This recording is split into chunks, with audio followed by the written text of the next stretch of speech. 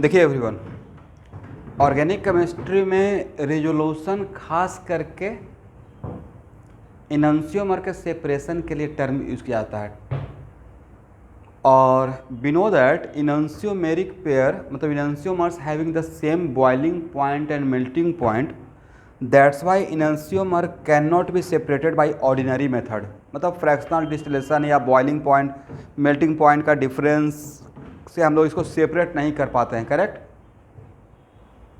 तो इनंसियोमर का सेपरेशन के लिए जो स्पेशल मेथड डेवलप किया गया है उसी का नाम बोला गया है रिजोल्यूशन। तो एक लाइन लिखिए, तो पहला पॉइंट बनाकर, since enantiomer have all physical properties same, since enantiomers have all physical properties same,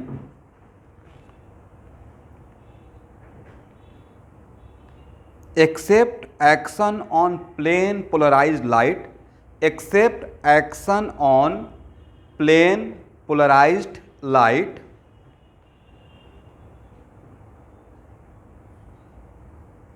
except action on plane polarized light। मतलब enantiomer have all physical property same, मतलब melting point same, boiling point same, refractive index same. सिर्फ किस पे physical property में plane polarised light पे action अलग रहता है, एक डेक्स्ट्रो तो एक levo, right. Therefore a mixture of enantiomer can not be separated by ordinary method. Therefore a mixture of enantiomer can not be separated by ordinary method.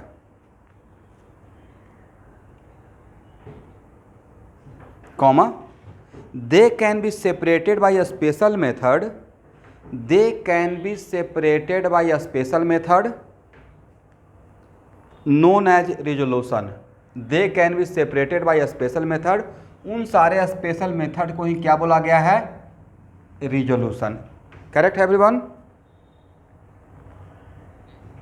चलिए अब उसमें फर्स्ट मेथड का नाम है मैकेनिकल सेपरेशन, ठीक है ना।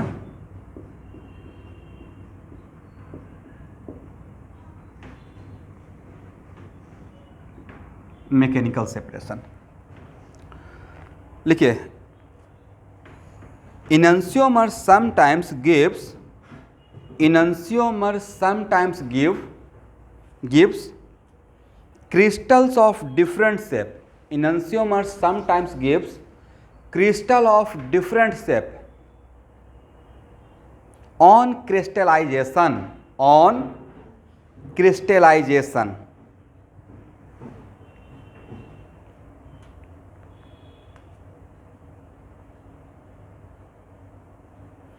therefore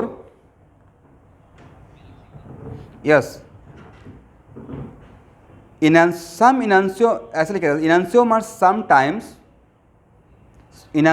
sometimes gives crystals of different shape, therefore it is possible to separate mechanically, therefore it is possible to separate mechanically। लिख लीजिए, मैं समझा रहा हूँ इसका मतलब क्या है। मान लेते हैं कि मेरे पास दो इनंसियोमर है E1 और E2, ठीक है एवरीवन, और E1 और E2 के बीच में रिलेशन है इनंसियोमर का, करेक्ट है ना।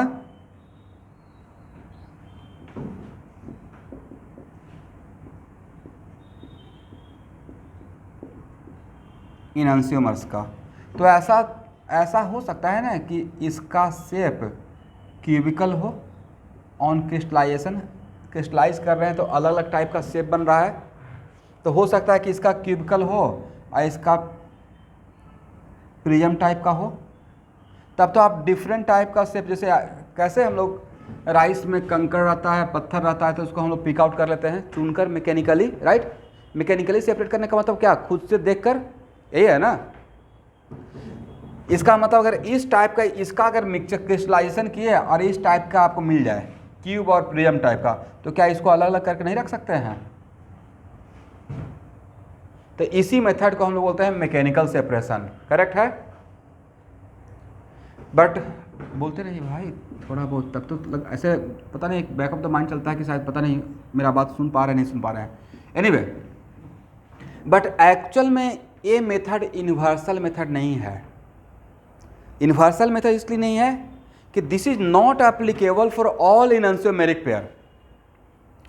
कुछ some of the enantiomeric pairs में इनन्सियोमर का डिफरेंट शेप होता है after crystallisation, but most of the enantiomer का आफ्टर क्रिस्टलाइजेशन सेम टाइप का ही शेप रहता है। तो ऐसा मेथड जो कुछ पेयर के लिए वैलिड है और कुछ पेयर के लिए वैलिड नहीं है, तो क्या हम लोग उसको यूनिवर्सल मेथड मानेंगे? नहीं मानेंगे। नोट करके लिखिएगा, this method is not universal method.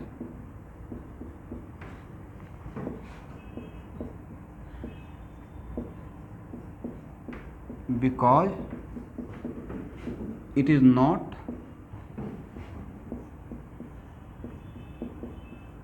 applicable for all enantiomers। ठीक है ना, ये सारे enantiomer के लिए applicable नहीं है। लेकिन ऑब्जेक्टिव ये आया हुआ था कि विच enantiomer, which compound, which is the first compound whose enantiomers is separated mechanically। तो इसका कॉमन नाम है टार्टारिक एसिड। इसका कॉमन नाम क्या है? Tartaric acid. और इसमें NaOH अब प्लस KOH 1 इसका अगर 1 मोल है तो इसका 1 मोल, इसका 1 मोल, क्योंकि 2 एसिड ग्रुप है।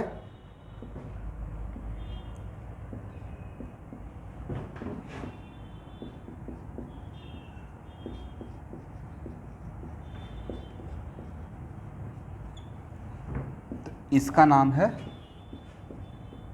Sodium potassium tartrate. ओके,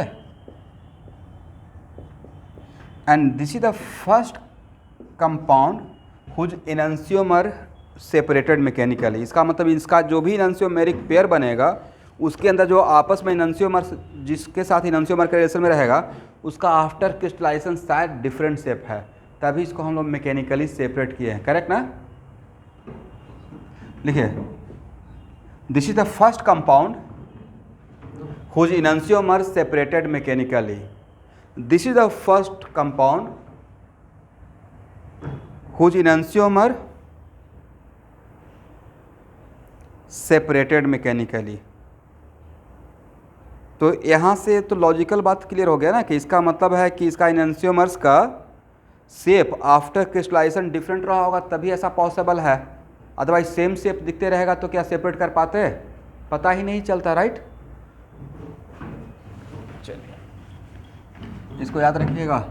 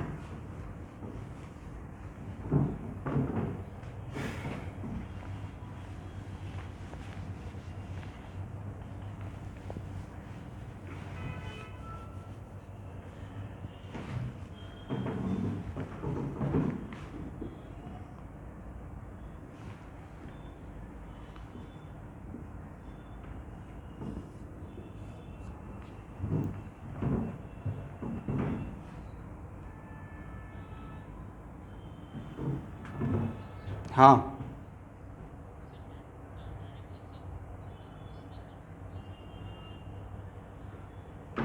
आप इसको पढ़िए तो क्या नाम लिखा है? सोडियम पोटेशियम लिखते रहते हैं, ब्लर है। सोडियम नहीं बोल रहा हूँ, सोडियम पोटेशियम टार्टारेट। टार्टारिक से 1 से 8, राइट। चलिए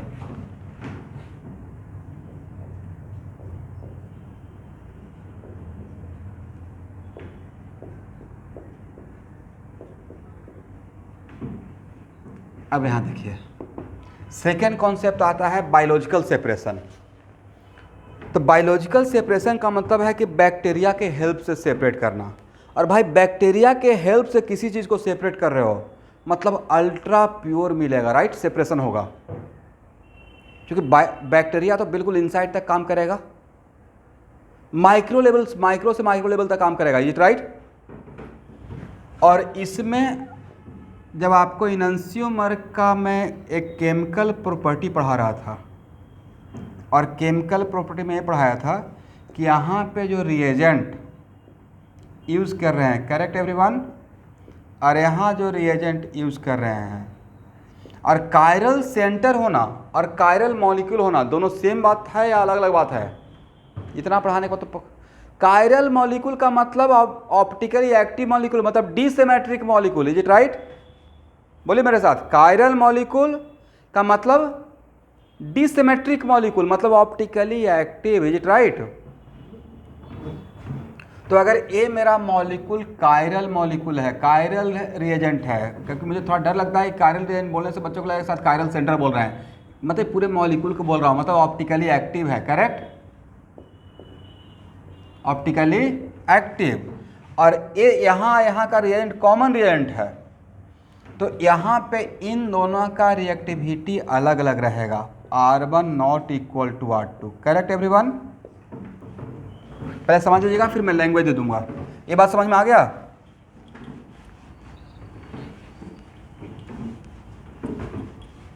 आप इसको ऐसे इमेजिन कीजिए कि मान लेते हैं कि कुछ ना कुछ तो आपका फेवरेट खाना होगा जिसको आप बहुत पसंद करते हैं, राइट,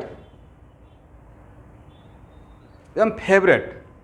तो जो आपका सबसे फेवरेट है उसको टेबल पर रख दिया जा रहा, बाकी उसके सामने कुछ रखा जाए। जैसे मैं अपना एक फेवरेट शेयर करता हूँ, मुझे चावल कढ़ी और चोखा मतलब आलू पुटी जो यहाँ पे बोलते हैं वो मुझे बहुत पसंद है, मतलब एक्सट्रीम लेवल का, मतलब वो मिल जाएगा तो सुबह शाम दोपहर 3 टाइम खा सकता हूँ। तो अगर जो आपका सबसे फेवरेट खाना है और आसपास और भी कुछ चीज़ है तो सबसे पहले आपका रिएक्टिविटी किसके साथ ज़्यादा रहेगा? सर जो यस, इसका मतलब सबसे फास्टली कौन कंज्यूम हो जाएगा खाने में?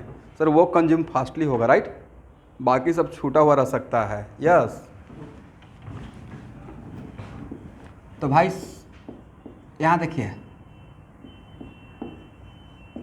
सम ऑफ द बैक्टीरिया, बहुत सारा बैक्टीरिया ऑर्गेनिक कंपाउंड है, पता है कि नहीं आप लोग को?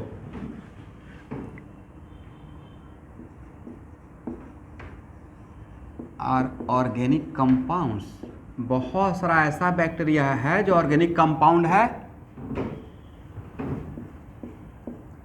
As well as chiral molecule भी है, करेक्ट ना एवरीवन? मतलब सम ऑफ द बैक्टीरिया का स्पेलिंग देख लीजिएगा, bacteria are organic compounds as well as chiral molecule, is it right? Yes. तो मान लेते हैं कि मेरे पास E1 और E2 ये इनंसियोमर का मिक्सचर है, और इस मिक्सचर में, और मुझे पता है कि ये बैक्टीरिया इस इनंसियोमर के साथ रिएक्ट कर सकता है, मतलब बैक्टीरिया हो गया मेरा रिएजेंट। क्या हो गया एवरीवन? रिएजेंट। तो भाई बैक्टीरिया का इन दोनों में से किसी एक के साथ रिएक्टिविटी ज़्यादा रहेगा according to this concept, is it right? तो जिसके साथ रिएक्टिविटी ज़्यादा रहेगा बैक्टीरिया उस इनंसियोमर को पहले कंज्यूम कर जाएगा, लिविंग बिहाइंड दिस वन जिसके साथ रिएक्टिविटी कम रहेगा। तो बैक्टीरिया ने किसको खा लिया? मान लेते हैं कि बैक्टीरिया का जो कायरल मेरा ऑर्गेनिक कंपाउंड था, जो बैक्टीरिया जो कायरल मॉलिक्यूल भी था, उसका लेट अस सपोज E1 के साथ रिएक्टिविटी ज़्यादा रहा, तो बैक्टीरिया E1 को कंज्यूम कर गया और आपके लिए अल्ट्रा प्योर फॉर्म में E2 छोड़ दिया, करेक्ट? तो सर अब इसको सेपरेट, तो सर वहाँ तो बैक्टीरिया तो प्रेजेंट है, E2 है लेकिन साथ तो बैक्टीरिया, ठीक है, बैक्टीरिया और E2 को हम लोग सेपरेट कर सकते हैं, वो अब डाइस्टेरियोमर बन गया होगा। अब वहाँ पे हम लोग फ्रैक्शनल डिस्टिलेशन से, मतलब हम लोग पास एक टेक्निक है कि E2 और बैक्टीरिया को अलग कर सकते हैं। E1 E2 को अलग नहीं कर सकते थे ऑर्डिनरी मेथड से, बट बैक्टीरिया और E2 को, जो बैक्टीरिया खाने का E1 को कंज्यूम किया उसके बाद इसको हम लोग सेपरेट कर सकते हैं। तो सर E2 मिल गया ना, E1 तो बैक्टीरिया खा गया है, E1 कहाँ मिला? तो by killing the bacteria we get E1। Bacteria को मार कर हम लोग फिर E1 को फाइंड आउट कर लेंगे। अब जितना आसानी से मैं बोल दिया उतना आसान रहेगा नहीं, इसलिए ऑब्वियसली बायोटेक्नोलॉजी है, टेक्निक डेवलप किया जाएगा, but this is the situation, correct. तो इस सेपरेशन को हम लोग बोलते हैं बायोलॉजिकल सेपरेशन। बट ये भी यूनिवर्सल मेथड नहीं है, क्योंकि it is not valid for all enantiomer. Certain ऐसा बैक्टीरिया है जो सर्टेन एंसियोमेरिक पेयर को सेपरेट कर सकता है, बट सारे एंसियोमेरिक पेयर को सेपरेट नहीं कर सकता। बट ये भी वन ऑफ द मेथड है एंसियोमर को सेपरेट करने का। तो मेन थीम आप लोगों को समझ में आ गया वहाँ से लेकर यहाँ तक? यस, इसको लैंग्वेज दे दिया जाए, लिख लीजिए एक लाइन। लैंग्वेज दे दें या फोटो खींच के भेज दें? लैंग्वेज लिख लीजिएगा, टाइम बच जाएगा थोड़ा। चलिए 6 लाइन का जगह छोड़ दीजिए, ज़्यादा मत छोड़िएगा, ओनली 6 लाइन का। इसी को मैं यहाँ पे एक्सप्लेन करते रहूँगा।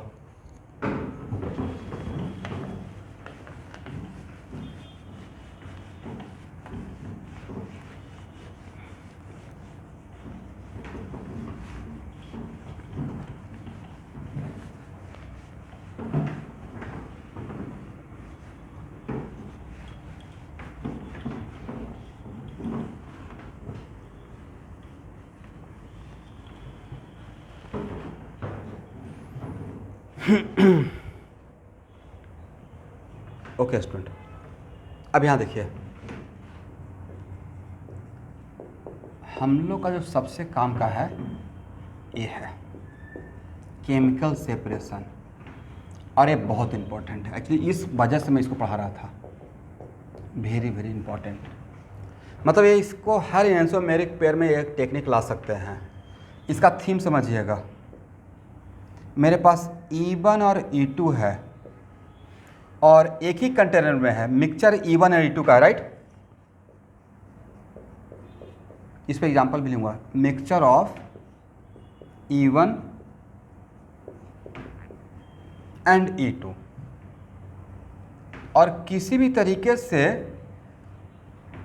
E1 और E2 को अगर D1 और D2 में कन्वर्ट कर दें, D1 D2 को मतलब अभी इसके बीच में रिलेशन इनंसियोमर का है, अब इसके बीच में रिलेशन क्या बना दें? Yes, now both are becomes diastereomer. यहां पे क्या था दोनों?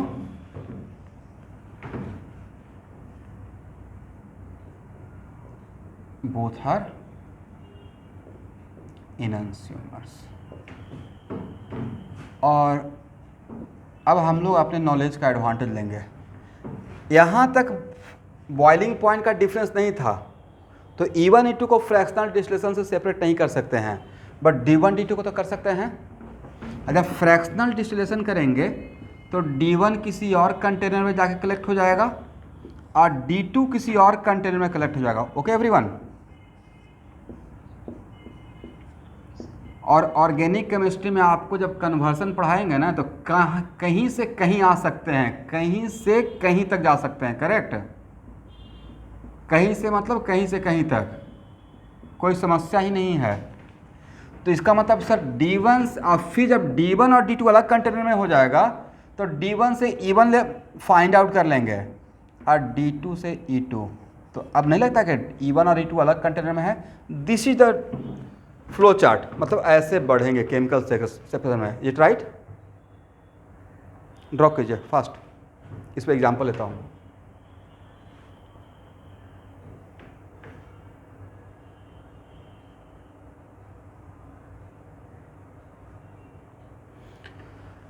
आप लोग NCERT में या प्रैक्टिकल ऑर्गेनिक केमिस्ट्री में, दोनों का बुक तो होगा ना आप लोग के पास?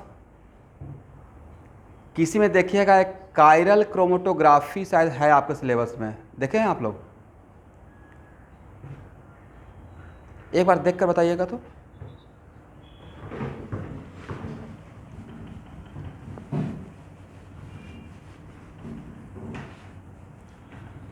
अभी नहीं देखना है, मतलब देख लीजिएगा। मतलब एनसीईआरटी आपके पास रहना चाहिए, और प्रैक्टिकल का भी तो आता है बुक 11-12 का, वो भी रखिएगा अपने पास।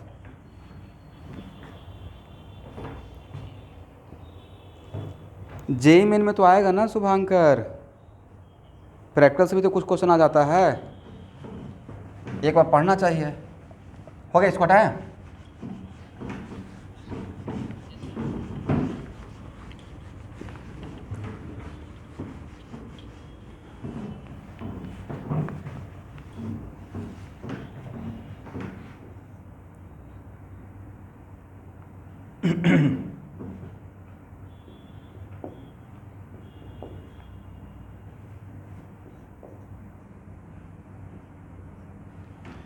देखिए, तो एक कायरल है ए centre,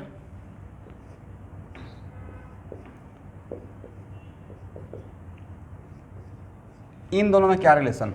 first,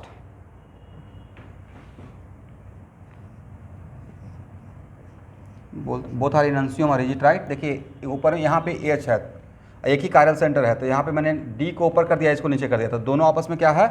both are enantiomer. और मैं वही एग्जांपल लिया जिस एग्जांपल के साथ थोड़ा बहुत आप फेमिलियर हैं। आप लोग तो इतना तो पता है ना कि acid plus ester becomes, sorry, acid plus alcohol becomes ester. और आज के डेट में आप SNTH नाम का चीज़ भी जानते हैं, right? Nucleophilic substitution via tetrahedral intermediate.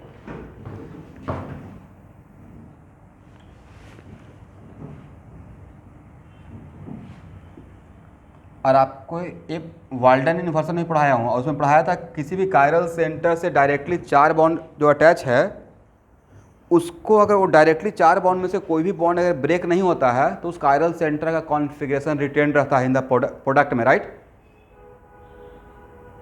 और अगर डायरेक्टली अटैच 4 बॉन्ड से कोई टूटता है तो उसमें 2 ही केस हो सकता है सब्स्टिट्यूशन में, या तो रिटेंशन नहीं तो इन्वर्सन। और रिटेंशन और इन्वर्सन जो टर्म है रिलेटेड था फ्रंट साइड और बैक साइड के अटैक से, इज इट राइट?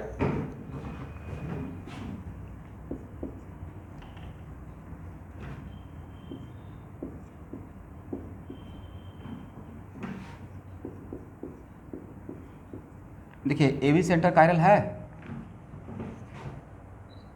कायरल है। और देखिए स्टूडेंट, मुझे ये बात पता है कि एसिड और अल्कोहल जब रिएक्ट करता है, अभी मैकेनिज्म यहाँ पे नहीं दिखाऊंगा, ये राइट टाइम नहीं है, तो एक्चुअली इसका अल्कोहल का ऑक्सीजन का लोन पेयर यहाँ पे अटैक करता है इस कार्बन पे, और SNTH फॉलो करता है, तो क्या ये बॉन्ड ब्रेक होगा? ये बॉन्ड ब्रेक होगा। तो यहाँ पे रिएक्शन हो रहा है तो इसमें ये बॉन्ड भी नहीं टूटता है, ऐसे बॉन्ड ब्रेक होता है। तो दोनों कायरल सेंटर का क्या डायरेक्टली अटैच बॉन्ड ब्रेक होता है? इसका ए बॉन्ड ब्रेक होता है OH, और इसका ए वाला बॉन्ड ब्रेक होता है। Correct everyone? ये मुझे पता है मैकेनिज्म के अंदर। इसका मतलब during the course of reaction इस कायरल सेंटर का भी, इस कायरल कार्बन का भी कॉन्फिगरेशन रिटेन रहेगा, और इस कायरल कार्बन का भी कॉन्फिगरेशन रिटेन रहेगा। इसका मतलब इनएंसियोमर, इसका मतलब मेरा टारगेट था कि अब मैं एक ऐसा, दोनों इनएंसियोमेरिक पेयर के साथ मैंने एक ऐसा रिएजेंट यूज कर रहा हूँ, एक, लेकिन दोनों के लिए कॉमन रिएजेंट। अब मेरा टारगेट कि बस E1 E2 को किसी भी तरीके से D1 D2 में कन्वर्ट कर दें। तो उसके लिए जो रिएजेंट यहाँ लीजिएगा वही डिटो रिएजेंट, ऐसा नहीं कि इसका इनएंसियोमर तो इसका भी इनएंसियोमर, तब काम नहीं बनेगा। इसका कॉमन रख लीजिएगा, ठीक है? जो यहाँ पे वही, अगर यहाँ पे ऐसे है H CH3 और D धर, तो वैसे ही यहाँ पे डिटो एक कर दिए। Correct everyone? और ए बॉन्ड ब्रेक होगा, और बनने के बाद नज़र क्या आएगा? बनने के बाद नज़र आएगा something like this, DHO CH3 C double bond O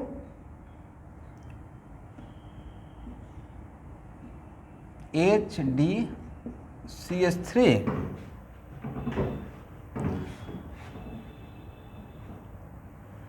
और इसका बनने के बाद नज़र आएगा DH CH3O C double bond O H CH3D। Minutely दोनों को ऑब्जर्व कीजिए, तो दोनों में देखिएगा ध्यान से, तो इस सेंटर का कॉन्फ़िगरेशन सेम है, राइट, इसका करेक्ट ना, बट इस सेंटर का कॉन्फ़िगरेशन जस्ट उल्टा है। तो क्या ए एक दूसरे का मिरर इमेज हो पाएगा? क्या A and B is it mirror image of each other? Mirror image of each other होने के लिए जस्ट अपोजिट कॉन्फ़िगरेशन होना चाहिए, बट एक पे तो अपोजिट है, बट दूसरे पे अपोजिट हम लोग जानबूझ का ऐसा सिचुएशन क्रिएट किया कि दूसरा का अपोजिट नहीं हो पाया। इसका मतलब ये दोनों ए और बी आपस में क्या हो गया, यहाँ पे ए और बी आपस में यस डाइस्टेरियोमर हो गया, ए D1 तो ए D2 हो गया। मतलब ए एंड बी के बीच में रिलेशन डाइस्टेरियोमर का जानबूझ के क्रिएट कर दिया, करेक्ट ना। और अभी भी ए सेम कंटेनर में ही था, बट स्टूडेंट अगर इसका फ्रैक्शनल डिस्टिलेशन करते हैं तो आपका ए किसी और कंटेनर में चला जाएगा और बी किसी और कंटेनर में चला जाएगा। यहाँ तक आइए, डू इट फास्ट।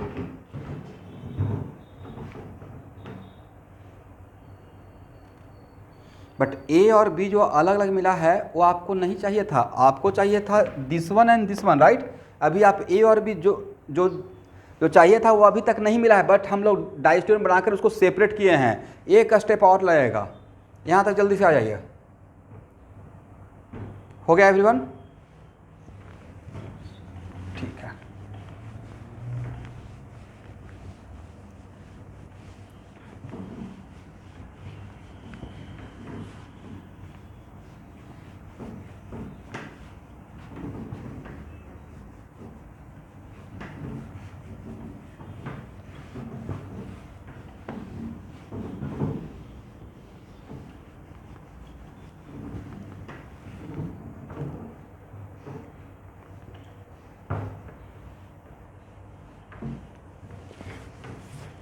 अब यहाँ देखिए, ये भी आपका सिलेबस का रिएक्शन का पार्ट है। एस्टर में अगर लॉट ऑफ वाटर डालते हैं, मतलब एस्टर का हाइड्रोलिसिस, करेक्ट। इसमें अगर हम लोग H प्लस वाटर देते हैं, ध्यान से सुनिएगा, H प्लस वाटर, तो ए बॉन्ड ब्रेक हो जाता है, ये मुझे पता है। और यहाँ पे H आता है और यहाँ पे OH आता है। जैसे कैसे बोलते हैं, acid plus alcohol becomes ester, उसका उल्टा acid plus alcohol becomes ester, तो वाटर आउट हुआ है, उसका उल्टा है कि एस्टर में अगर H प्लस वाटर डाल देंगे तो वापस वही एसिड और अल्कोहल मिल जाएगा आपको, करेक्ट ना। इसका मतलब यहाँ पे फर्दर क्या मिल गया, DHCH3OH अब प्लस HDCH3 दिस वन। और ऑब्वियसली अल्कोहल और एस्टर का अलग अलग बॉइलिंग पॉइंट है, इसको तो हम लोग बहुत आसानी से सेपरेट कर देंगे just by fractional distillation. Okay everyone, तो यहाँ से आपको मिल गया E1, और यहाँ पे अब E2 नहीं है, अलग कंटेनर में था। क्या सिमिलरली बी में अगर H प्लस वाटर डाल देंगे सिमिलर फैशन, तो क्या आपको E2 अलग मिल जाएगा? यस, ये आपका A था, सिमिलरली B से आपको E2 मिल जाएगा। तो इस मेथड, अरे मेथड हर इनन्सियोमेरिक पेयर पे अप्लाई कर सकते हैं। ये नहीं बोल रहा कि हर इनन्सियोमेरिक पेयर अल्कोहल का ही रहेगा, बट जिसका भी रहेगा उसको हम लोग डाइस्टेरियोमर में कन्वर्ट करके अब वापस फ्रैक्शनल डिस्टिलेशन से D1 D2 को सेपरेट करके, इस थीम पे आया हुआ है आईटी में क्वेश्चन, वापस उसको सेपरेट करके अब वापस E1 E2 को हम लोग से अलग कर सकते हैं, करेक्ट है ना। तो this separation is called chemical separation, और इसको यूनिवर्सल मान सकते हैं। This method is applicable almost all enantiomeric pair. लिखिए तो, this method is applicable for almost all enantiomeric pair.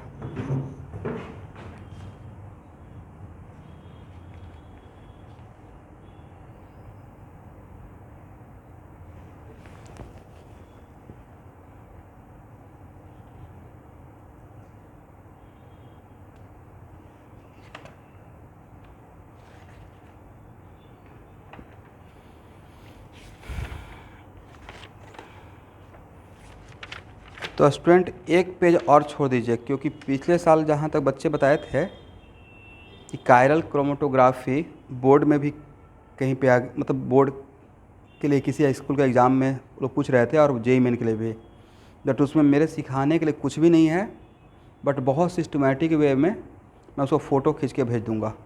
बिल्कुल थ्योरी पार्ट है, 1 पेज, जैसे जैसे डायग्राम बनाया हुआ है वैसे लिख लीजिएगा, ठीक है ना?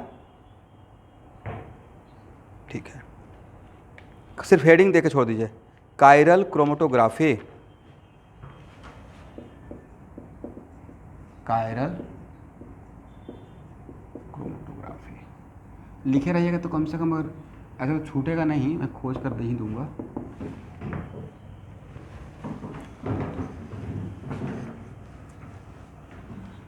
One page simply, 1.5 page. अरे आपके एनसीईआरटी में भी होना चाहिए या प्रैक्टिकल के, ऑर्गेनिक प्रैक्टिकल में, ये बिल्कुल प्रैक्टिकल है, तो प्रैक्टिकल के बुक में मिल ही जाएगा आपको।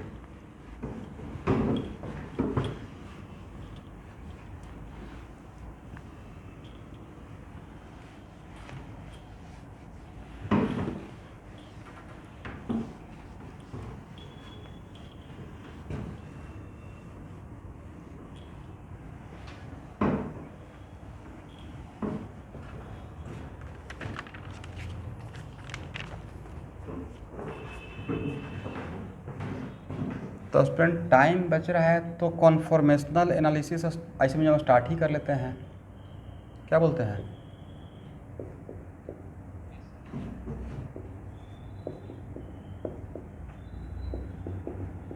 लिखिए कॉन्फॉर्मेशनल आइसोमरिज्म। अब यह स्टार्ट हो गया तो इसको एक क्लास में ख़त्म ही कर दूंगा। पहला पॉइंट लिखिएगा, conformation means different spatial arrangement of atom. Conformation means different spatial arrangement of atom or group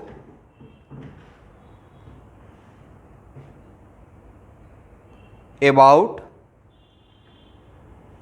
A bond. फिर से मिलाइएगा, conformation means different spatial arrangement of atom और group about a bond but interconvertible without breaking any bond, but interconvertible without breaking any bond. देखिए यही difference था actually. Space isomerism को 2 part में divide किया था, अगर याद होगा तो, मुझे तो याद है, कॉन्फिगरेशनल और कॉन्फॉर्मेशनल, राइट? कॉन्फिगरेशनल का डिफिनेशन क्या दिया गया था कि वन कॉन्फिगरेशनल को दूसरे में कन्वर्ट करने के लिए एटलीस्ट एक बॉन्ड को पक्का ब्रेक करना पड़ेगा, चाहे ज्योमेट्रिकल हो या ऑप्टिकल हो, राइट? लेकिन कॉन्फॉर्मेशनल में क्या बोला गया था कि वन कॉन्फॉर्मेशनल को दूसरे में कन्वर्ट होने के लिए कोई भी बॉन्ड ब्रेक करने का रिक्वायरमेंट नहीं है। अगर बॉन्ड ब्रेक करते हैं मतलब वो फिर कॉन्फॉर्मेशनल है ही नहीं, राइट? एग्जाम्पल के तौर पे इस पे एक और पॉइंट लिखिए, एक ही बार एग्जाम्पल लेना स्टार्ट करेंगे। The number of conformational isomers is always infinite. The number of conformational isomer is always infinite, but some of them are more important.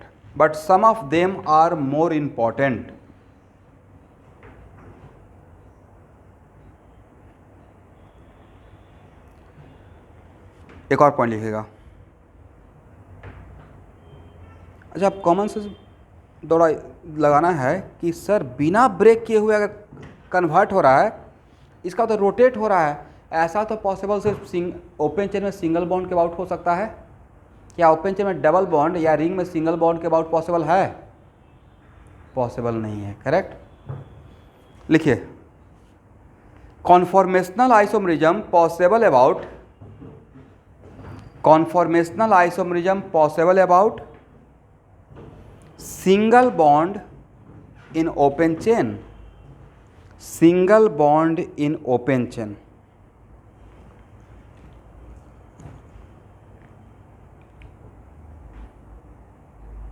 एक और पॉइंट लिखिएगा, since rotation about single bond is free, since rotation about single bond is free,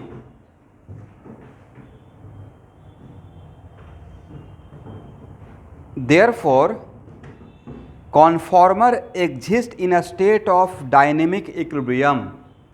Therefore conformer exists in a state of dynamic equilibrium. In a state of dynamic equilibrium. And that is why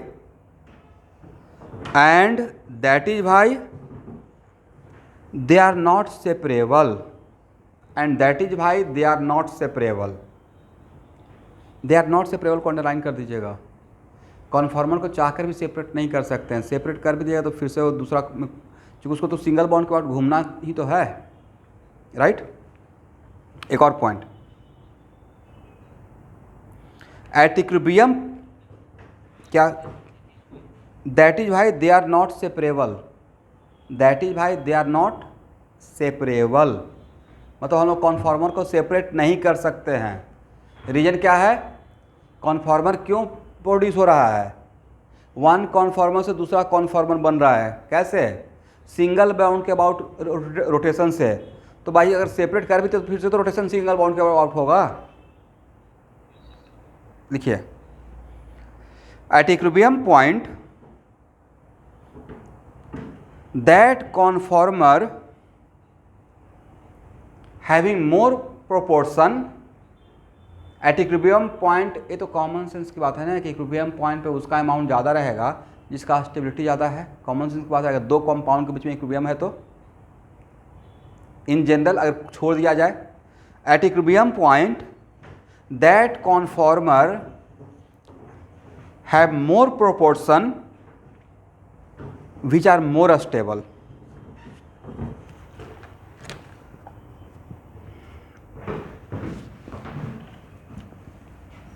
अब इसको एक example से समझते हैं.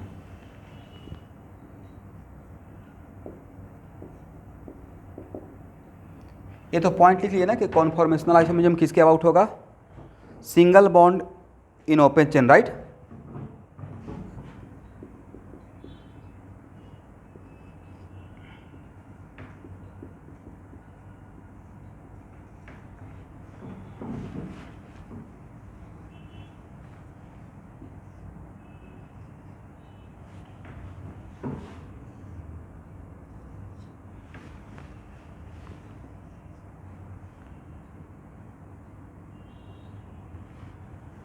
यहाँ देखना है,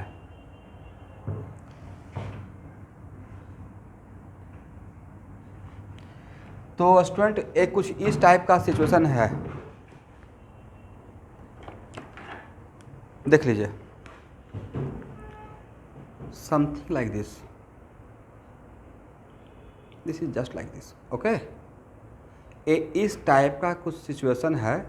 ये है क्लोरीन, ये है क्लोरीन. अभी दोनों पैरेलल है, राइट. अब थोड़ा भी अगर इसके अबाउट और सिंगल बॉन्ड के अबाउट रोटेशन कर सकते हैं ओपन चेन में, सिंगल बॉन्ड के अबाउट रोटेशन हो सकता है, राइट. अब ये दूसरी बात है कि रोटेट करने से उस बॉन्ड में, मतलब उसको एक स्ट्रिंग के जैसा मान सकते हैं. रोटेट करने से बॉन्ड में तो ऑब्वियसली स्ट्रेन आएगा, इस बात के लिए मैं एग्री कर रहा हूँ. यहाँ देखिए, समथिंग लाइक दिस, इस टाइप का सिचुएशन है. अब यहाँ से 1 डिग्री का भी अगर आप रोटेशन, लेट अस सपोज अगर आप 1 डिग्री का भी रोटेशन लेते हैं तो 0 से 1 के बीच में इनफाइनाइट नंबर होता है, राइट. इसका मतलब है सर 1 डिग्री का रोटेशन लेते ही इनफाइनाइट कॉन्फॉर्मर हो गया, करेक्ट. क्योंकि सीएल और सीएल के बीच का स्पेशल डिस्टेंस चेंज हो गया, स्पेशल अरेंजमेंट चेंज हो गया है. और अगर यहाँ से यहाँ तक आ गए तब तो ऑब्वियस सी बात है, दिस इज द वजह कि कॉन्फॉर्मर कितना एग्जिस्ट करता है. According to definition, same molecular formula, correct, same connectivity, but one isomer differ from other with respect to a special arrangement. तो स्पेशल अरेंजमेंट का one of the meaning distance भी है, is it right. तो C L और C L के बीच का distance क्या सेम है due to rotation about this bond, या डिफरेंट हो रहा है. That's why different. लेकिन कितना पॉसिबिलिटी है, तो सर इसमें तो बहुत सारा possibility, infinite possibility. This is the वजह कि इनफाइनाइट नंबर का होता है. इसका मतलब है कि अगर हम लोग यहाँ से यहाँ के बीच में आते हैं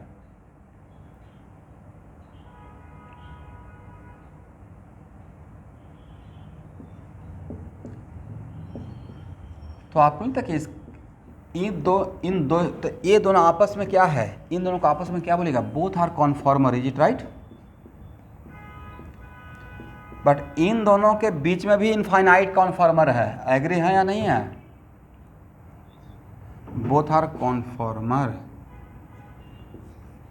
ए इसमें कन्वर्ट होते रहेगा और ए इसमें कन्वर्ट होते रहेगा। इसका मतलब किसी भी कंपाउंड के लिए जिसमें कॉन्फॉर्मेशनल आइसोमरिज्म हो रहा है, उसको अगर पोटेंशियल एनर्जी के लेवल से देखा जाए तो आपके लिए क्या पॉसिबल है, इनफाइनाइट कॉन्फॉर्मर का स्टडी करना, लाइफ गुजर जाएगा, राइट। इसका मतलब हम लोग कुछ इम्पॉर्टेंट कॉन्फॉर्मर का स्टडी करेंगे और उस इम्पॉर्टेंट कॉन्फॉर्मर में रहेगा या तो मोस्ट स्टेबल और नहीं तो लिस्ट स्टेबल, अब बाकी को छोड़ देंगे, करेक्ट। इसका मतलब है कि अगर हम लोग डिग्री ऑफ रोटेशन का बात करें, कहीं पे एक मान लें कि 0 डिग्री, मानते हैं दोनों आपस में पैरेलल है, और 0 से 180 के बीच में जाएं, यहाँ से यहाँ के बीच में, तो मुझे इनफाइनाइट नंबर मिलेगा कॉन्फॉर्मर का, करेक्ट। आज जिसको मैं डैश दे रहा हूँ ना, मतलब वो सब मेरा कंपाउंड है, मतलब एक जस्ट ऐसे ही दिखा दिया, एक कुछ सोचकर दिखाया हूँ, इसको आगे समझा पाऊँगा। इसका मतलब यहाँ पे मोस्ट स्टेबल रहेगा, करेक्ट, और यहाँ पे लिस्ट स्टेबल रहेगा, एग्री ना। ड्रॉ कर लीजिए। यहाँ तक समझ में आ गया एवरीवन। मतलब कहीं पे मान लिए 0 से 180 जाना है, तो मान लेते हैं CL का यहाँ पे आएंगे, CL के बीच में एंगल 0 है और यहाँ पे CL के बीच में 180 है, तो 0 से 180 के बीच में हम लोग को इनफाइनाइट कॉन्फॉर्मर मिलेगा। बट उसमें से कुछ तो रहेगा जो मोस्ट स्टेबल, सॉरी कुछ तो रहेगा जो मोस्ट स्टेबल रहेगा। मैं नहीं बोल रहा हूँ कि ये मेरा मोस्ट स्टेबल रहेगा, बट इसके बीच में जो इनफाइनाइट है उसमें कुछ तो रहेगा जो मोस्ट स्टेबल रहेगा। मान लेते मैंने कुछ एक इंटरवल लिया रोटेशन का, एंगल का, 0 और 180 छोड़ दीजिए, मैंने कुछ एक थीटा डिग्री का रोटेशन लिया, यहाँ पे θ1 है, यहाँ पे θ2 है, θ1 θ2 मेरा है degree of rotation, correct, bond के अबाउट। तो θ1 से θ2 के बीच में कितना कॉन्फॉर्मर मिलेगा आपको, इनफाइनाइट। उसमें कोई एक मोस्ट स्टेबल रहेगा और कोई एक लिस्ट स्टेबल। अब मोस्ट स्टेबल और लिस्ट स्टेबल के बीच में भी इनफाइनाइट कॉन्फॉर्मर रहेगा, इट राइट, यस।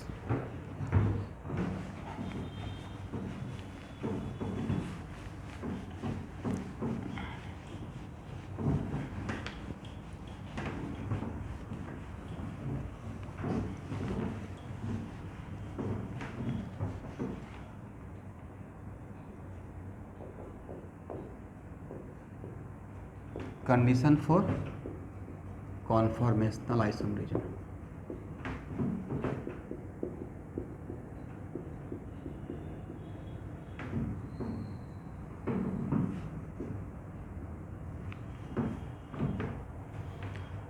चलिए यहाँ देखिए, ध्यान से देखिएगा, तो लिखिए there is only one condition is that molecule should have, there is only one condition is that molecule should have A, B, L, M unit, मतलब एटलीस्ट 4 यूनिट रहना पड़ेगा, ठीक है, A, B, L, M unit. बस इस unit को अगर पे बैठ जाता है मतलब इसमें कॉन्फॉर्मेशनल आइसोमरिज्म मिलेगा, करेक्ट है everyone, okay. It is very important to note that, यहाँ देखिएगा, बाद में आऊँगा इस पर,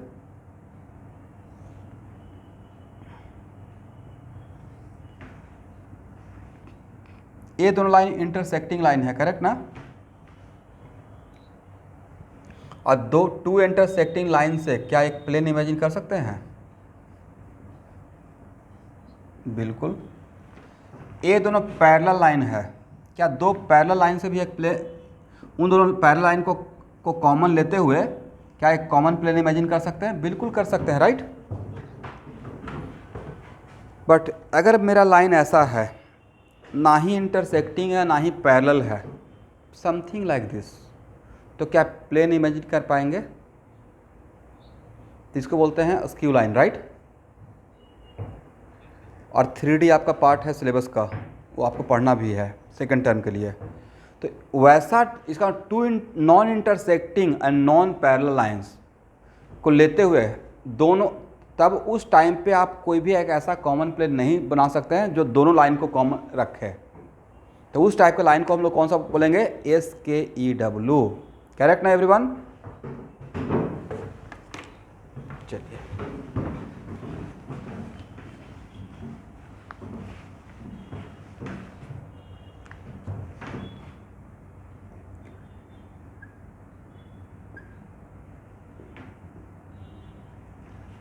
what is meaning of dihedral angle? Hedral मतलब प्लेन और डाई मतलब दो, angle between two plane, is it right?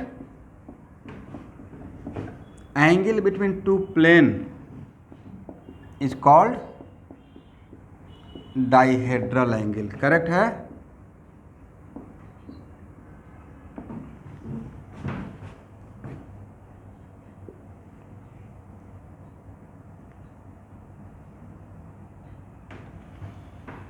देखिए कितना लाइन है, मैंने ऐसा एक एटम मान लिया ABC। नहीं, देखिए दो लाइन है, एक AB का लाइन और एक BC का लाइन। जल्दी बोलिए भाई, इस एग्जाम्पल को बता रहे हैं। दो लाइन है, करेक्ट ना? एक कौन सा लाइन? एक AB का लाइन और एक BC का लाइन। और क्या इसको नॉन इंटरसेक्टिंग बोले या इंटरसेक्टिंग? इंटरसेक्टिंग। तो क्या इन दोनों को लेते हुए, इन दोनों को लाइन को लेते हुए एक कॉमन प्लेन आप इमेजिन कर सकते हैं? Sir this is the common plane, correct? This is the common plane.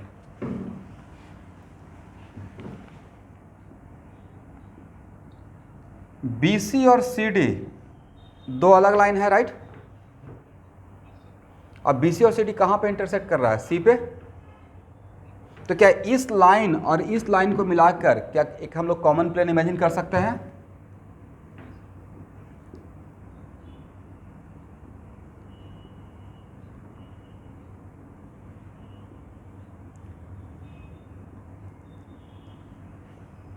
और बताइए, ये दो अलग अलग प्लेन है, इन दोनों के बीच का एंगल कितना है?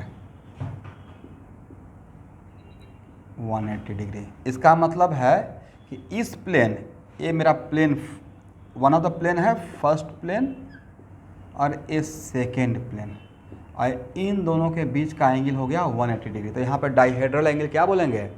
180 डिग्री, राइट? अब लेट अस सपोज, और ऐसे भी जानते हैं दो प्लेन का इंटरसेक्शन से इक्वेशन ऑफ लाइन मिलता है। ये 3D में आपको टीचर पढ़ाएंगे, मैथ के टीचर, जो भी रेस्पेक्टेड टीचर हैं। और नहीं तो आप अपने घर में जहाँ पे क्लास कर रहे हैं वहाँ पे दो कॉर्नर देख लीजिए, और कॉर्नर देखेगा तो ध्यान से आएगा कि कॉर्नर पे दो प्लेन एक दूसरे को इंटरसेक्ट कर रहा है, तो एक बारीक सा लाइन नजर आएगा, राइट? कहीं पे कॉर्नर नहीं नजर आ रहा है तो देखिएगा तो भाई एक लाइन ही नजर आता है। दो प्लेन, एक इधर से दीवार जा रहा है, एक इधर से दीवार जा रहा है, राइट? और उन दोनों दीवार का इंटरसेक्शन से क्या नजर आएगा? कॉमन एक लाइन नजर आएगा। दोनों को कॉमन क्या रहेगा? एक लाइन, करेक्ट? तो इस प्लेन और इस प्लेन का कॉमन क्या रहा है? ए लाइन। तो इसका मतलब ये हो गया मेरा कॉमन लाइन। तो क्या हम लोग बी, या सबसे बढ़िया क्या है? सबसे बढ़िया है अपना रूम का गेट खोल के देख लीजिए, तो गेट जिस लाइन के अबाउट रोटेट करता है वो दो प्लेन का इंटरसेक्शन पॉइंट है, राइट? तो वैसे ही इस प्लेन के अबाउट क्या हम लोग इस लाइन के अबाउट इसको रोटेट कर सकते हैं, और रोटेट करके अगर सिचुएशन ऐसा बना दें A B C and D, अब तब पूछेंगे, अब यहाँ पर इसी को इसके अबाउट ऐसे घुमा दिए तो डाइहेड्रल एंगल कितना? 0 डिग्री, करेक्ट? ये कुछ ऐसा हो गया भाई, इसमें इतना सरप्राइज होने का बात नहीं है। ऐसा कुछ हो गया, ये जो मेरा स्पाइरल बाइंडिंग देख रहे हैं ना, तो ये मेरा कॉमन हो गया। अभी ऐसे है 180, ऐसे है 90, ऐसे हो गया थोड़ा 60, ऐसे कर दिए 0 डिग्री। Is it right?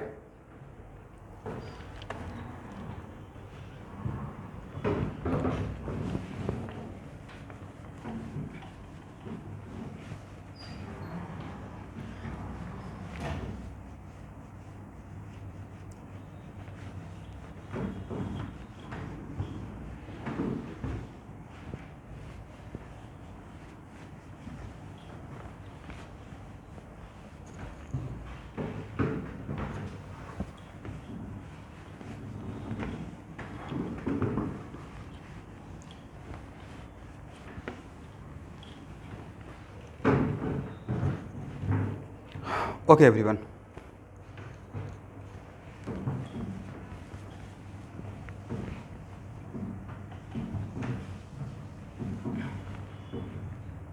यहाँ देखिएगा H2O2 में it is very important to note that H2O2 मतलब डाइहाइड्रल एंगल तो आपको समझ में आ गया। तो H2O2 में कॉन्फॉर्मेशनल आइसोमेरिज्म होगा या नहीं होगा, और होगा तो किसके अबाउट होगा? तो क्या इसके अबाउट हो पाएगा? अगर इसके अबाउट घुमाइएगा तो H और H के बीच का डिस्टेंस चेंज होगा क्या? नहीं होगा, राइट। तो इसके अबाउट रोटेट करेगा, बट रोटेट करने से डिस्टेंस तो चेंज होना पड़ेगा। एक कुछ इस टाइप का है, situation is just like this, कि मान लेते हैं कि मैंने ऐसे रखा, करेक्ट, और मैं इसके अबाउट रोटेट किया, तो रोटेट करने से ये तो घूम रहा है, बट घूमने से क्या इसके बीच का डिस्टेंस चेंज हो रहा है? डिस्टेंस चेंज नहीं हुआ। इसका मतलब इसके अबाउट कॉन्फॉर्मेशनल आइसोमेरिज्म पॉसिबल। आपसे ये भी पूछा जाएगा कि H2O2 में, ये ऑब्जेक्टिव आया हुआ है, H2O2 में कॉन्फॉर्मेशनल आइसोमेरिज्म पॉसिबल है, बट अबाउट विच बॉन्ड? इसके अबाउट पॉसिबल रोटेशन होगा, बट इसके अबाउट कॉन्फॉर्मेशनल नहीं होगा, राइट। आप लोग समझ पा रहे हैं एवरीवन? रोटेशन होगा, बट उससे मेरा कॉन्फॉर्मेशनल आइसोमेरिज्म आइसोमर प्रोड्यूस नहीं होगा, no conformational. But what about इसके अबाउट? सर होगा। वजह, अगर इसके अबाउट रोटेशन लेते हैं, this one is keeping constant, तो समथिंग लाइक दिस, ये ऐसे हो सकता है, करेक्ट ना। तो यहाँ पे जो H2O2 का डायग्राम दिखाया हुआ है, इस डायग्राम में डाइहाइड्रल एंगल कितना है? 0, और इस डायग्राम में डाइहाइड्रल एंगल कितना है बोली तो? 180 डिग्री। स्टूडेंट, इथेन में कॉन्फॉर्मेशनल आइसोमेरिज्म पॉसिबल है या नहीं? सर ये तो एनसीईआरटी का यही तो एग्जाम्पल था, इसी पे तो हम लोग ज़्यादा काम करेंगे। पॉसिबल है किसके अबाउट? यहाँ देखिए सर, इसके अबाउट तो सब, और कल का क्लास में इसी पे तो मैं बात कर रहा था, रिएक्शन मैकेनिज्म में, राइट। इसमें एंटी और सीन का बात कर रहे थे, करेक्ट ना। और एंटी को हम लोग स्टैगर टाइप बोल रहे थे, और सीन को एक्रिज टाइप बोल रहे थे। तो इसके अबाउट होगा, करेक्ट एवरीवन।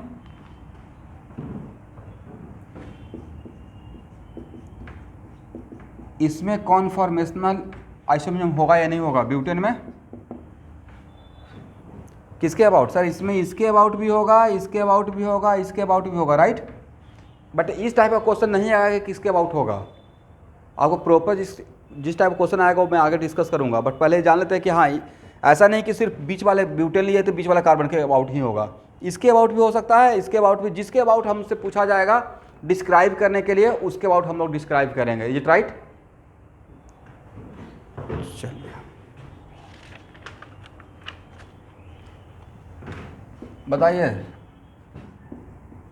शुभांकर, इसके अबाउट होगा?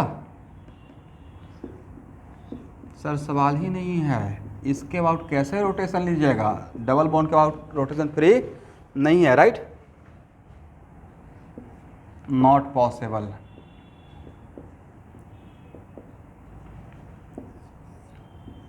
बोले इसके अबाउट होगा? सर रिंग में सिंगल बॉन्ड के अबाउट रोटेशन नहीं लेंगे, राइट, पॉसिबल नहीं है।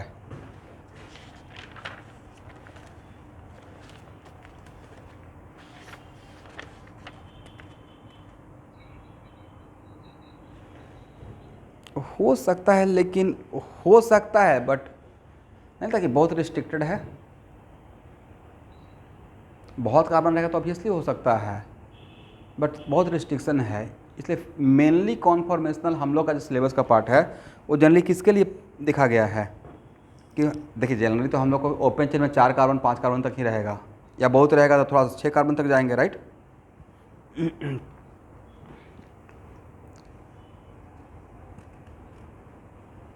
ओके एवरीवन, अब यहाँ देखिएगा, लिख दो presentation of conformational isomer, presentation of conformational isomer.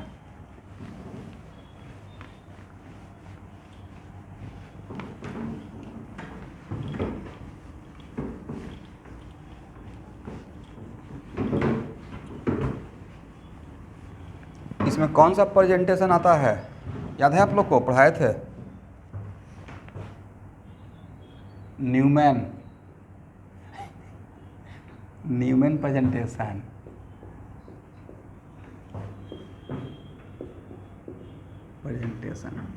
बताइए तो न्यूमैन ने अपने प्रोजेक्शन में कैसे चीज़ों को देखना स्टार्ट किया। मैं बताता हूँ कैसे देखना स्टार्ट किया। न्यूमैन एक्चुअल में ऐसे देख रहे थे, जिस कॉन्फॉर्मेशनल आइसोमर का एनालिसिस में सिंगल बॉन्ड के अबाउट रोटेशन लेते हैं, एग्री? किसी पार्टिकुलर सिंगल बॉन्ड के अबाउट तो रोटेशन लेंगे। There is a particular single bond about which we are going to analyse the conformational isomer, is it right? जैसे मैंने यहाँ पे दिखाया कि इस सिंगल बॉन्ड के अबाउट, इस सिंगल बॉन्ड के अबाउट, इस सिंगल बॉन्ड के अबाउट। तो जिस सिंगल बॉन्ड के अबाउट हम लोग को एनालाइज करना रहेगा, उस सिंगल बॉन्ड को ऐसे पकड़ लेना है, ऐसे। आप लोग को दिखाई पड़ रहा है? जैसे मैंने मार्कर को पकड़ लिया, उनका सोचने का तरीका, करेक्ट? और यहाँ पे कार्बन, तो सिंगल बॉन्ड के इस तरफ कार्बन रहेगा, कार्बन अगर है तो। और ऐसे देखेंगे तो नहीं लगता है कि इस कार्बन से ये कार्बन हाइड हो जाएगा, तो इसको फ्रंट कार्बन बोलेंगे, इसको बैक कार्बन बोलेंगे। एक बात तो क्लियर हो गया। अब फ्रंट कार्बन से बैक कार्बन ऑलवेज छिपा हुआ रहेगा, हिडन रहेगा, इज इट राइट? अब यहाँ पे देखिए, अब फ्रंट कार्बन से जितना भी हाइड्रोजन अटैच रहेगा, वो तो मुझे दिखते रहेगा कि कितना हाइड्रोजन अटैच है। तो मान लेते हैं कि यहाँ पे इस इथेन का ही एग्जाम्पल लेता हूँ। तो इथेन में यहाँ पे इथेन का दो कार्बन है, तो इसको एक वन ऑफ द कार्बन को फ्रंट कार्बन बोलेंगे, दूसरे कार्बन को बैक कार्बन। और फ्रंट कार्बन से 3 हाइड्रोजन, अब बैक कार्बन से भी 3 हाइड्रोजन। यहाँ तक समझ में आ गया एवरीवन? ओके, बट ये भी तो पॉसिबिलिटी है कि फ्रंट कार्बन का जो हाइड्रोजन है उसके जस्ट पीछे बैक कार्बन का हाइड्रोजन हो जाए। तो इसका मतलब है सारे फ्रंट कार्बन के हाइड्रोजन से पीछे का सारा बैक कार्बन का पीछे का हाइड्रोजन छिप जाए। One of the possibility, right? दूसरा पॉसिबिलिटी क्या हो सकता है? दूसरा पॉसिबिलिटी हो सकता है कि मुझे फ्रंट कार्बन का सारा हाइड्रोजन तो दिखाई पड़ रहा है, साथ में बैक कार्बन का भी सारा हाइड्रोजन दिखाई पड़ रहा है। वो कब पॉसिबल है, बता पाएंगे? अपोजिट साइड नहीं, इसका मतलब है कि यहाँ पे it is very important to note that, यहाँ देखिए फ्रंट कार्बन का हाइड्रोजन तो ऐसे ही रहेगा ना स्टूडेंट, एवरीवन? यहाँ देखिए, यहाँ देखिएगा, एग्री है? ये मेरा कार्बन है, एक कार्बन है, जो ये वाला मार्कर है ना, वो दोनों कार्बन को जोड़े हुए हैं। ये जो 2 मार्कर है मेरे हाथ में, उसको हाइड्रोजन मान लीजिए, करेक्ट है? यहाँ तक नजर आ गया? ओके। और इन दोनों मार्कर के बीच में, जिसको मैंने हाइड्रोजन मानने के लिए बोला था, इन दोनों मार्कर के बीच में, इन दोनों मार्कर के जस्ट बीच में अगर यहाँ के हाइड्रोजन को रख दिया जाए, जस्ट लाइक दिस,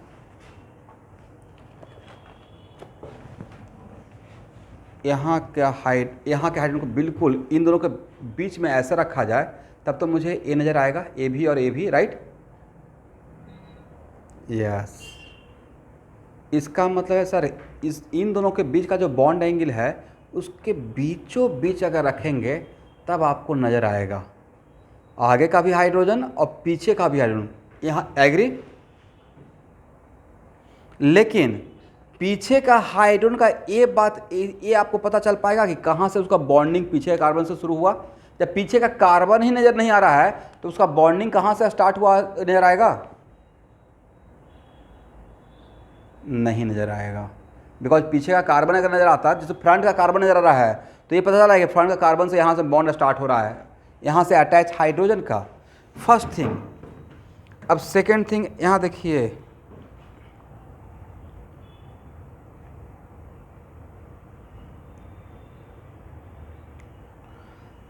इथेन में किसी भी पार्टिकुलर कार्बन से, it is very important to note that, ethane में किसी भी पार्टिकुलर कार्बन से कितना हाइड्रोजन अटैच रहता है, जरा बोला कीजिएगा भाई, बड़ा कॉन्फिडेंस मिलता है बोलने से।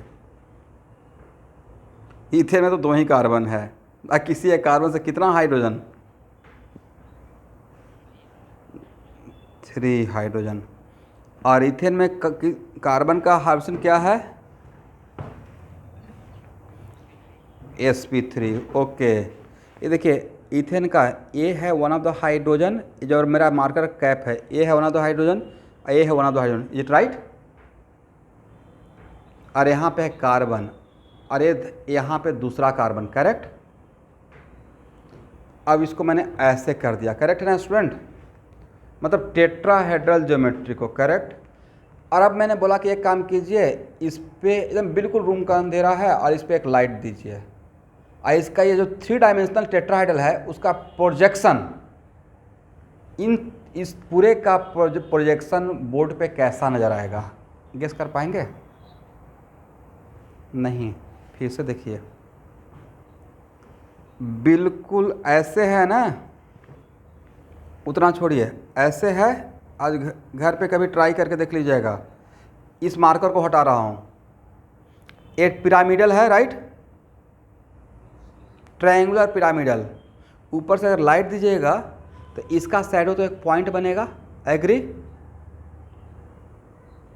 यहाँ का शैडो एक पॉइंट बनेगा, या इस मार्कर का एक लाइन बनेगा, राइट, इस मार्कर का भी एक लाइन बनेगा, इस मार्कर का भी एक लाइन बनेगा, एग्री है ना। और ये जो शैडो बनेगा वो एक्चुअल में एक ट्रायंगल बनेगा, और उस साइड ये जो पॉइंट जिसको बोले थे इसका, वो एक्चुअली उस ट्रायंगल का सेंट्रोइड रहेगा, करेक्ट है।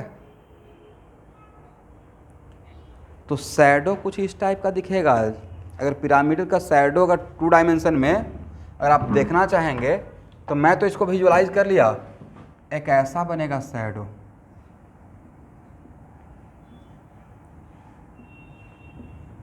ABC, करेक्ट है। और 120 120 120 रहेगा। जो एंगल 3D में 109 डिग्री था, 2 डायमेंशन में उसको शैडो लीजिएगा तो उन तीनों लाइन के बीच में एंगल 120 120 120 रहेगा। क्या आप लोग विजुअलाइज कर पाएगा? हाँ ना, बोलिए भाई, कॉन्सेप्चुअल है, टाइम वेस्ट हो जाता है। ये 120 इसी में ज़्यादा टाइम वेस्ट हो गया है। फिर पूरा क्लास एनर्जेटिक वे में हाँ ना बोलते रहे और चलते रहे कि हाँ समझ में आ गया। अदरवाइज यहाँ पे मुझे क्या, मेरे माइंड में क्या चलेगा, और अब मेरे माइंड में मैं तब तक बोलते रहूँगा जब तक कि आपको समझ में नहीं आ गया। तो मैंने बोला पिरामिड के ऊपर से अगर लाइट डालेंगे तो जो उसका शैडो दिखेगा वो ऐसा दिखेगा, राइट। अगर 3 पिलर है पिरामिड टाइप का तो एक ऐसा एक ऐसा एक ऐसा, तो जो पिरामिड में तो दोनों पिलर के बीच में एंगल 109 डिग्री 28 मिनट था, बट क्या 2D में भी 109 डिग्री 28 मिनट नजर आएगा या 120 120 120 नजर आएगा? कितना आएगा? 120 यस 120 120 120। तो एक्चुअल में न्यूमन प्रोजेक्शन में 3 डायमेंशन को 2 डायमेंशन में दिखाया गया है। और सपोज कीजिए कि CH3 और इसको अगर हम लोग फ्रंट का कार्बन मानेंगे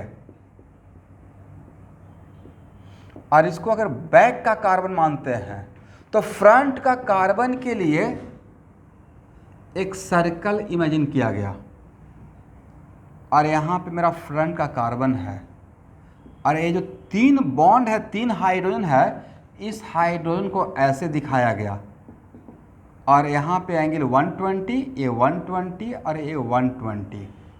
तो अगर ये बात आपको नहीं समझाते तो आप तो बोलते कि सर इसमें एंगल तो 120 होता नहीं है, इसमें तो इसका sp3 हाइड्रोजन है तो इसका तो एंगल 109 डिग्री 28 मिनट होता है। आप तो यहाँ पे हाइड्रोजन के बीच में, ये बॉन्ड इस बॉन्ड के बीच में 120 दिखाए, तो अब समझ में आया कि 120 क्या दिखाया रहता है। इसका 3D का 2 डायमेंशनल प्रेजेंटेशन है, करेक्ट। 3D का 2 डायमेंशनल प्रेजेंटेशन है, और वो भी 2 डायमेंशनल बहुत पार्टिकुलर वे में ऐसे करके देखा गया है। इसका मतलब ये हुआ कि लास्टली न्यूमन प्रेजेंटेशन में जिस सिंगल बॉन्ड के अबाउट हम लोग देखते हैं उसमें किसी एक कार्बन को फ्रंट कार्बन और किसी एक को बैक कार्बन, और दिखाने का तरीका होता है कि एक सर्किल ड्रॉ करते हैं और सर्किल के सेंटर पे फ्रंट कार्बन और उससे अटैच 3 ग्रुप को 120, 120, 120 भी दिखाते हैं। बट मैंने आपको ये बात बताने का कोशिश किया कि 120 क्यों दिखाते हैं। ओके एवरीवन, तो किसका प्रेजेंटेशन है? ये था फ्रंट कार्बन का, राइट।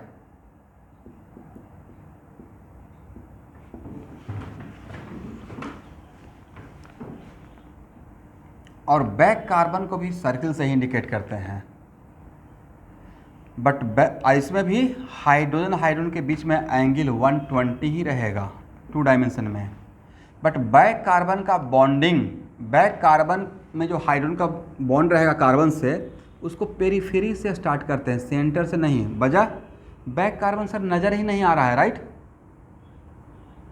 दैट्स वाई इसका बॉन्डिंग कहाँ से स्टार्ट करेंगे? पेरीफेरी से। ये हुआ बैक कार्बन का प्रेजेंटेशन, करेक्ट ना एवरीवन। अब आपको इस फ्रंट कार्बन को बैक कार्बन पे रख देना है। तो फ्रंट कार्बन को बैक कार्बन पे रखिएगा तो बहुत सारा तरीका, इनफाइनाइट तरीका हो सकता है रखने का।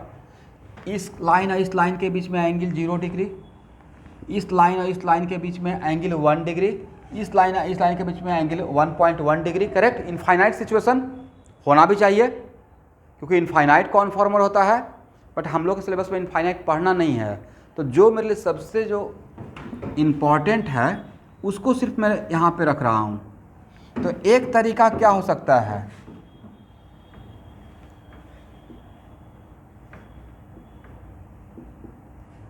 कि बिल्कुल इस बॉन्ड के पैरेलल इस बॉन्ड को रख दें और इस बॉन्ड के पैरेलल इस बॉन्ड को रख दें और इस बॉन्ड के पैरेलल इस बॉन्ड को। तो नहीं लगता कि इस बॉन्ड से पीछे वाला है, इस हाइड्रोजन से हाइड्रोजन छिप जाएगा और इस हाइड्रोजन से पीछे का हाइड्रोजन छिप जाएगा और इस फ्रंट का हाइड्रोजन से बैक वाला छिप जाएगा। तो इस फॉर्म का नाम क्या दिया गया है? पढ़िए, एक्लिप्स फॉर्म। दूसरा क्या तरीका हो सकता है कि इन दोनों बॉन्ड के बीच में इस बॉन्ड को रख दिया जाए। तो इस फॉर्म में क्या पीछे का हाइड्रोजन आपको नजर आ पाएगा? नहीं नजर आ पाएगा। सिर्फ क्या नजर आएगा? फ्रंट का कार्बन, फ्रंट का हाइड्रोजन, और पीछे का हाइड्रोजन आगे के हाइड्रोजन से छिपा हुआ रहेगा।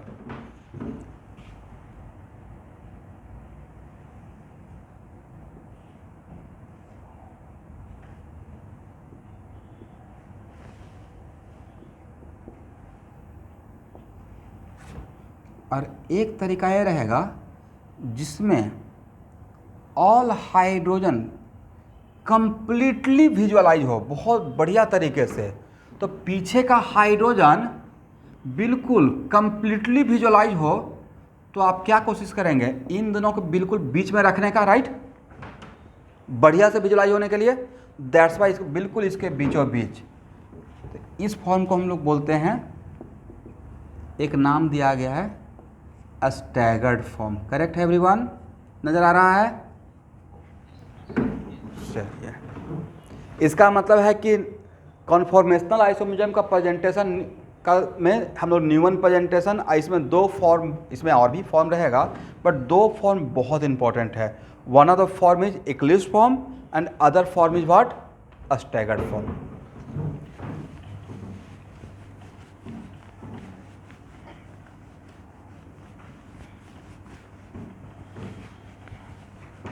इसको हटाएं।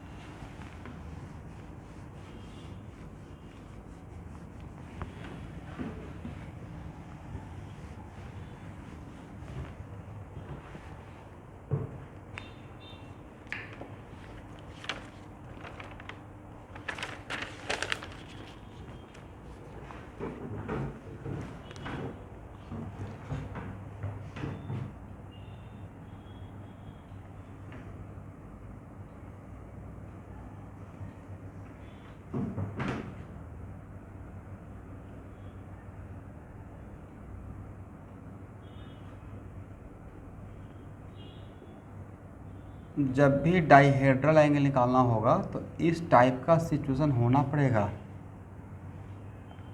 देखिए तो तभी तो दो प्लेन बना पाए, करेक्ट है ना। इस टाइप का कम से कम 3 लाइन मिलना पड़ेगा, राइट।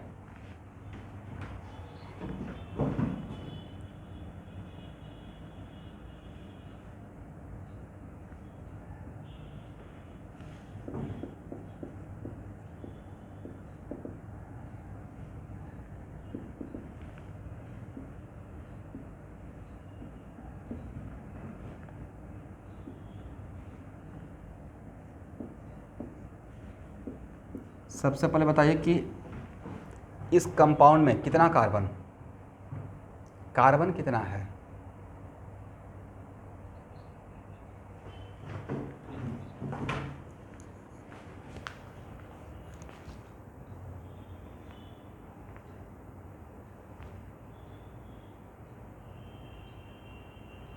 कितना कार्बन है, 2 कार्बन। फ्रंट कार्बन से क्या क्या अटैच है,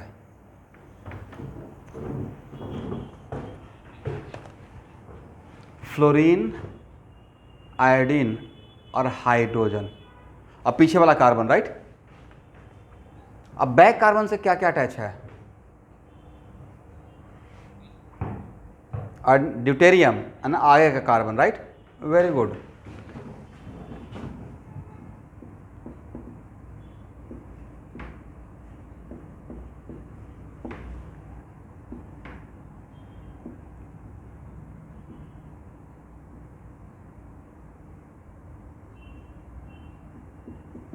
कितना डाइहेड्रल एंगल DCCH, DCCH। तो यस, तो ये है 180 डिग्री। अगर माइन्यूटली ऑब्जर्व कीजिएगा तो नहीं लगता है कि D से बैक कार्बन जुड़ा हुआ है, पीछे का कार्बन, राइट। और उसके बाद हम लोग कहाँ आए हैं, आगे आए हैं फ्रंट कार्बन पे। यहाँ देखिए मेरा मार्कर की तरफ देखिएगा, D से बैक कार्बन, फिर हम लोग आगे आ गए फ्रंट कार्बन, राइट। और उसके बाद ऐसे situation is just like this, okay. तो अगर माइन्यूटली ऑब्जर्व करेंगे तो 2 प्लेन है, एक प्लेन इस मार्कर का और एक प्लेन इस मार्कर इस लाइन का। तो देखिएगा कि दोनों प्लेन एक दूसरे बिल्कुल ऐसे है, नहीं 180 डिग्री पे। चलिए DCCCL, what is the dihedral angle,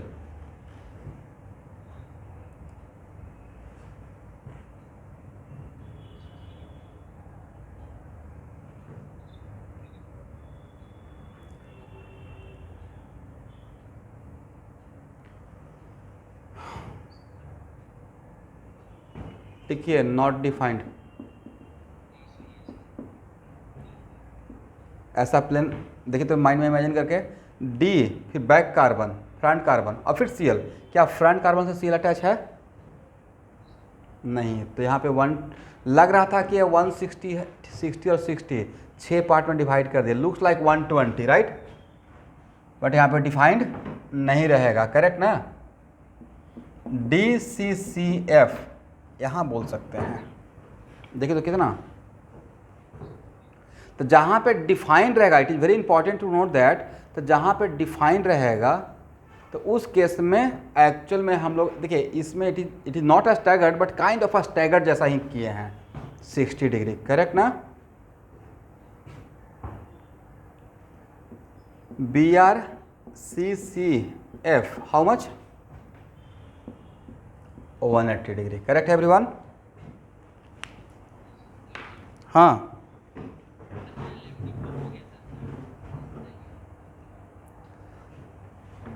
नहीं, मैंने ये बोला, ये एंगल पूछ रहा था, आप खुद ही आंसर दे सकते हैं। यहाँ तक थे साथ में,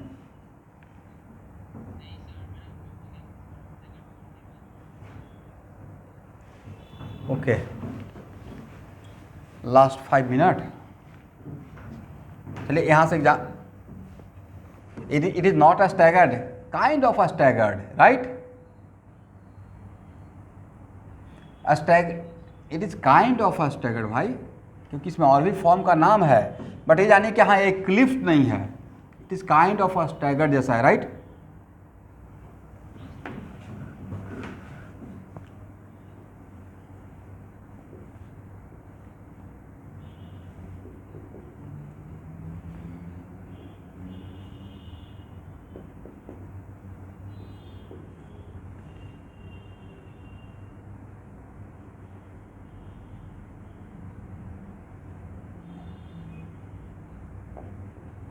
अब बताइए D C C F what is the dihedral angle, आप खुद बता सकते हैं।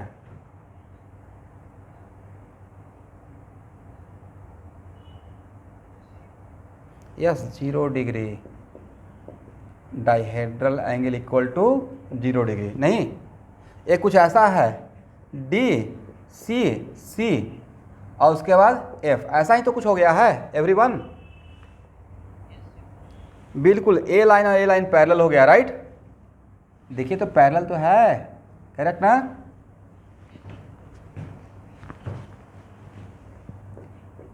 सी एल सी सी एच कितना, C L C C H 0 degree, correct.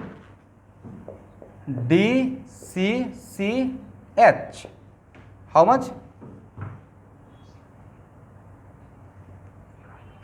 60 रहेगा। सर्किल को तुम 3 इक्वल पार्ट में डिवाइड कर दिया, 120 रहेगा। D C C and C L not defined, तो एटलीस्ट कम से कम आप डाइहेड्रल एंगल तो निकाल पाएंगे।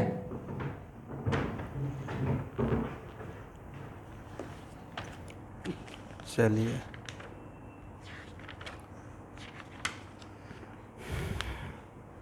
तो आज का क्लास इतना ही रहने दीजिए। क्या किया जाए, इसको ख़त्म ही कर दिया जाए क्या आइसोमेरिज्म को, 1.5 क्लास में ख़त्म हो जाएगा। आप लोग क्या सजेस्ट करते हैं।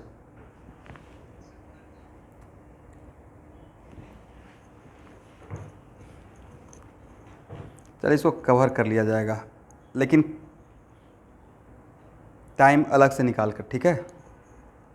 मतलब इसमें हार्डली आइसोमेरिज्म से 1.5 क्लास पीछे चल रहा हूँ, पूरे आइसोमेरिज्म से ओनली, मतलब कह सकते हैं बहुत बढ़िया से थोड़ा बहुत एक्स्ट्रा बात करते हुए, कुछ न्यूमेरिकल्स भी इस पे है, तो 2 क्लास बहुत आराम से कर, तो मतलब 2 आवर कंप्लीट चाहिए तो पूरा ख़त्म हो जाएगा। ख़त्म ही कर लेंगे 1 मिनट शुभांकर, इसको ख़त्म ही कर लूँगा, ठीक है स्टूडेंट, नहीं तो बाद में भूल जाइएगा और मैं भी भूल जाऊँगा, करेक्ट।